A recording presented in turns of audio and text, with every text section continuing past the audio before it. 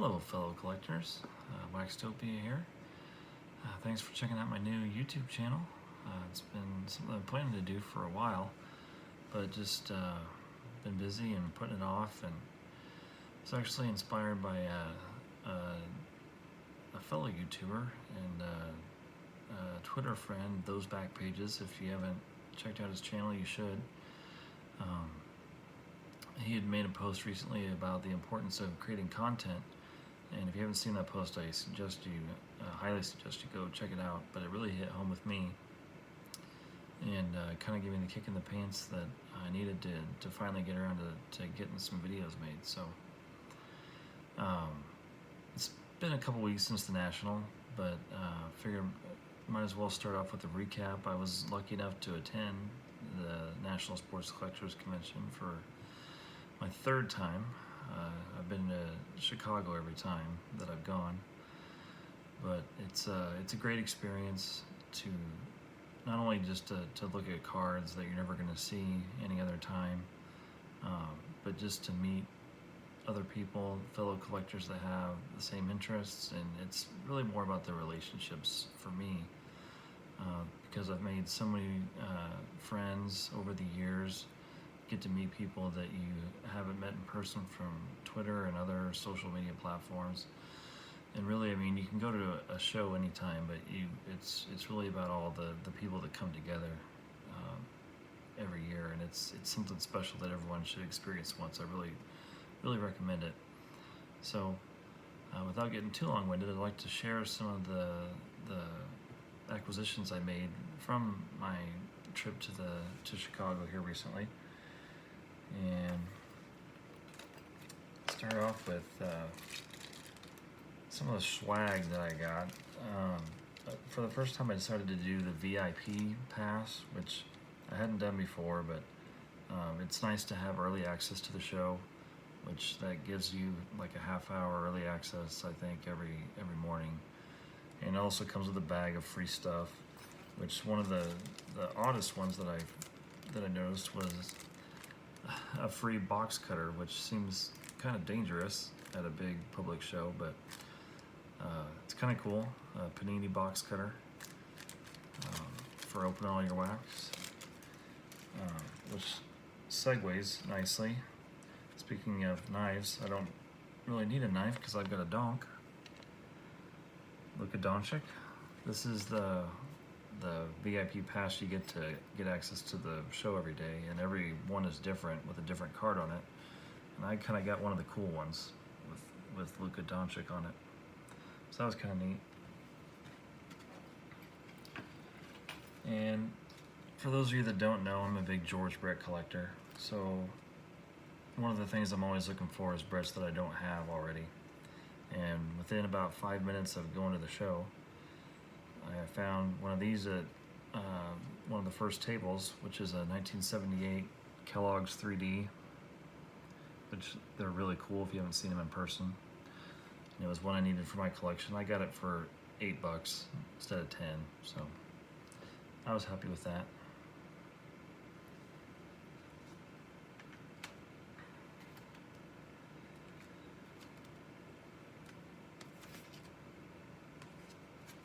Some other Bretts that I got, ended up with quite a few.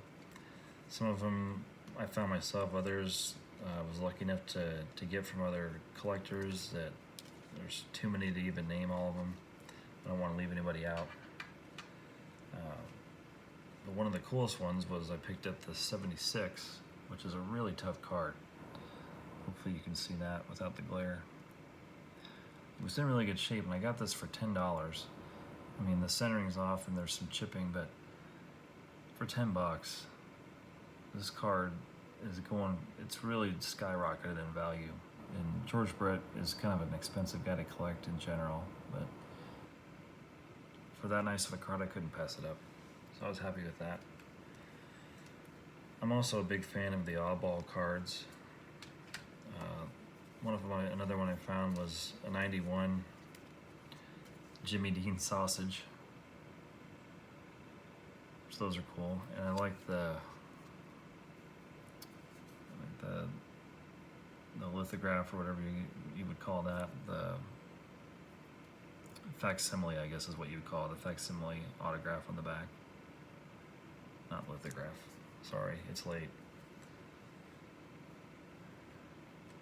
Another cool pickup is 86 Fleer box card. These were on the bottoms of the boxes, which there's been some other releases that have done that too, like 91 Tops. There's been several others, but this is the C2 is the number on it, and it's the box bottom from 86 Fleer.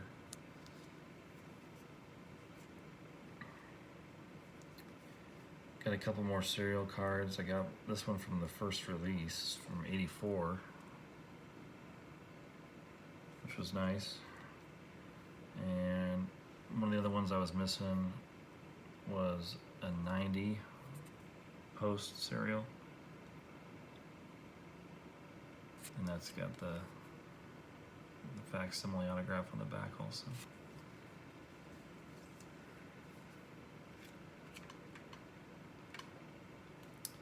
Something else that kind of came with this came in the swag bag that I missed. These are neat, and they're actually numbered. This one was numbered like 739 out of 1,000. It's kind of a nice little commemorative keepsake to keep from the show. This one's from of Christy Mathewson.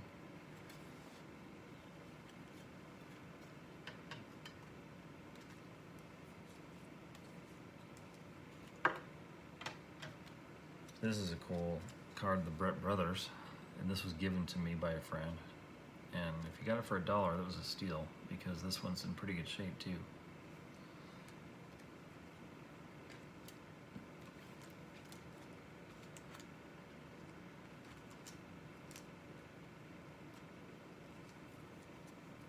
At one of my favorite booths, the Baseball Card Exchange. If you haven't heard of it, or if you haven't been to it, it's pretty awesome. They have unopened wax from eras that you couldn't even believe. There was, I think, a box of 52 Tops for like I want to say it was something crazy, like $500,000. And they had a full box of 75 Tops for like $15,000. Basically just everything to drool over that you could think of. But they also did these doorbuster deals every day where they would have a big stack of cards, and it was first come first serve, one per person. And the first day they had a big stack of Cal Ripken rookies for $10 a piece, which it's not perfect, but for $10, you know, Cal Ripken rookies, take that all day.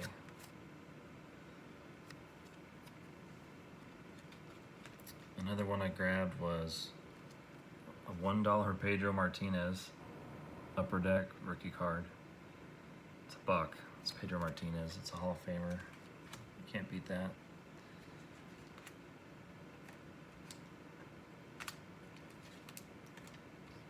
And then for my wife, she's a big Chicago fan, Bears and Cubs. So I'm always keeping an eye out for stuff for her, and I managed to get these half off, and I snagged an '83 Walter Payton. Trying to keep the glare off. Ended up getting that for $4. It's a really nice card. I love the early '80s Topps football. I love the designs on those. And I snagged this '69 Ernie Banks for like $7. Sorry, I haven't got the price tags off everything yet. Or should have switched them to different top loaders. But it's a sweet card for $7. There's lots of deals to be had at the show. Don't believe the rumors that it's all overpriced. I mean, a lot of it is overpriced, but there's deals to be had everywhere. You just got to dig around a little bit. This was one of the other doorbuster deals, and it's, I think this one it's a Chipper Jones rookie, and I think it was $8, which this one's pretty badly off-centered, but $8 for a Chipper. I said, sure, I'll take one.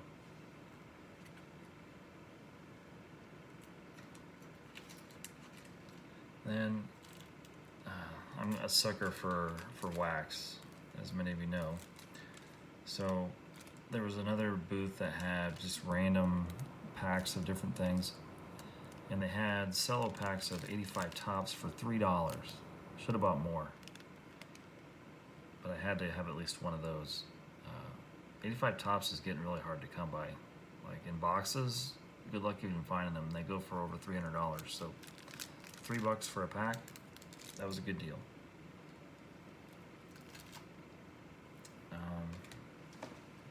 Some other wax.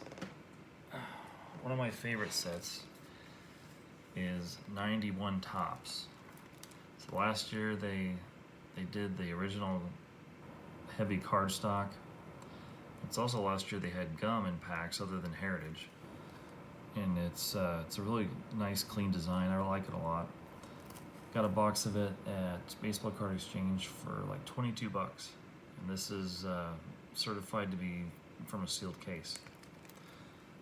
So it's not a paid advertisement, but I definitely, if you want to get safe wax that hasn't been tampered with, they're the way to go for sure.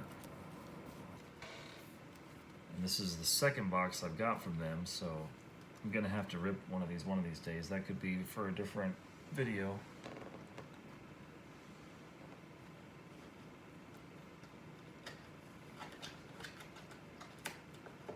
Something I hadn't tried before.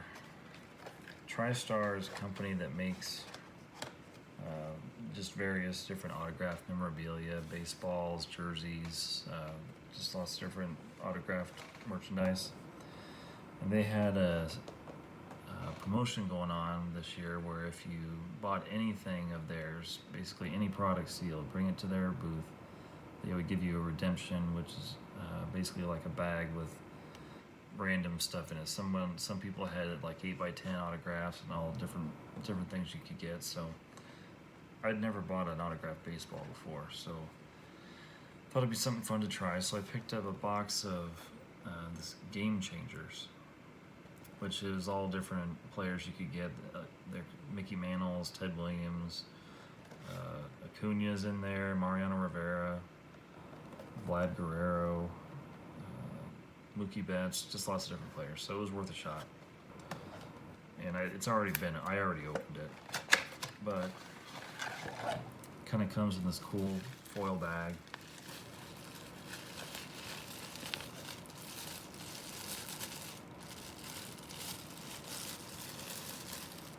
And you probably can't tell from the autograph unless you know him, but mine is of Joe Carbonneau, or Charbonneau. I can never say his name. Joe Carbonneau. So not a fantastic autograph, but a solid player. But it's just kind of neat. It's a neat product, and it wasn't that expensive.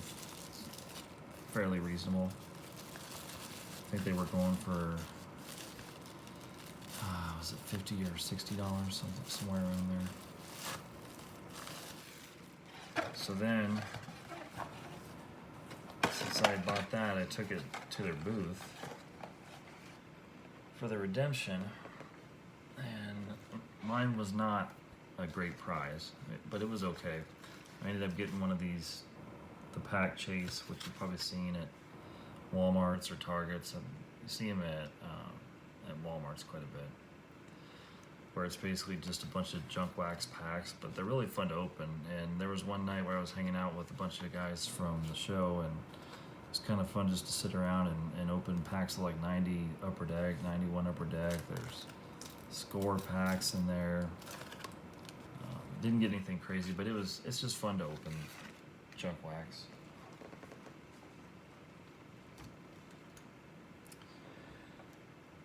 So another booth that I stopped at is SIGs for Soldiers, which if you're not familiar with them, you should go check them out. That's a great organization that does a lot of good. And they were selling autographs at the show to raise money. And I was going through all their stacks, and I found something kind of unique. It's not any player that I really collect, but it's just a cool autographed card of Billy Sims, which he's a really big-time college player back in the day. Wasn't really a great pro, I don't think, but it was just a cool card for $5, and it was going to a good cause, so it was a neat pickup. Something unique.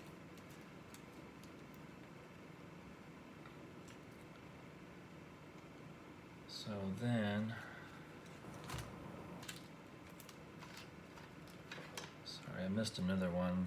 Another one of the doorbusters was, they also had football cards, and in one day they had a whole stack of PSA 9, I think they were all PSA 9s, Tim Brown rookies from 89 Score, which I think these were $8 or $9, but it's Tim Brown rookie, and it's an iconic design, so snagged one of those.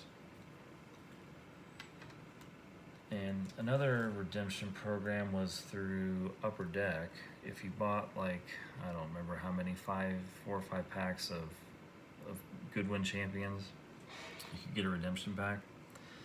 And Goodwin's one of those products that in the past the artwork hasn't really been, you know, up to snuff necessarily compared to maybe like an Allen and Ginter. But this year I really liked it a lot. I took a look at it, and I think the white cardstock really helps. It really pops. And the artwork looks a lot better this year too. So I bought a few packs of it, and I snagged Hailie Deegan, which, if you don't know who she is the next big thing in NASCAR, which, you know, I know a lot of people don't care about that, but she's kind of like Danica Patrick, but way more talented, in my opinion, and I think she's going to be huge in the hobby very soon. She just turned 18, so she's still just up and coming. And I didn't do the Panini the redemption program, but there was a guy that had a huge box of silver packs that he was just selling out of his booth. So I grabbed a couple packs of those, and I did get one card that was pretty nice, and that's Bo Bichette, number 50 relic. It's a nice shiny looking card. He's been on fire lately, so that was a nice pull. Didn't pull any big Zions or anything like that, but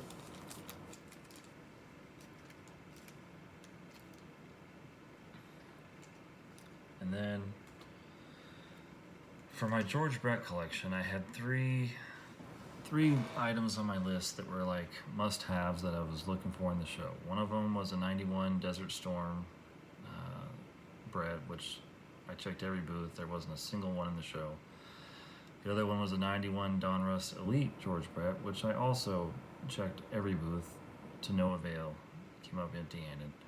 But the other one was an on-card autograph, which I don't have any autographs from George Brett, just because he doesn't sign a lot. He doesn't sign for tops usually.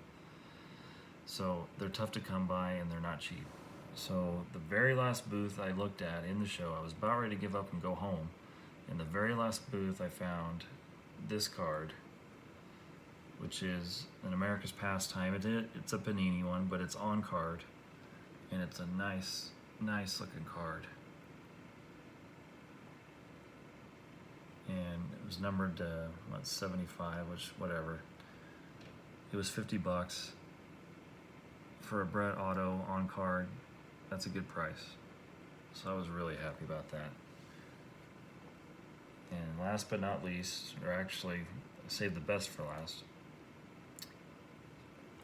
on card, hand signed, those back pages, autographed from Eric, which was the coolest card of the show.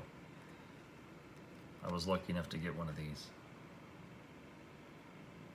so I had to show that off. Next to the Brett, that was probably my favorite card. So I don't want to go on too long here. That pretty much sums up the highlights of my pickups from the show. And I hope you enjoyed my collection, and hope to do videos maybe once a week. That's my goal, but we'll see how it goes. And I guess we'll talk to you soon. Stay waxy.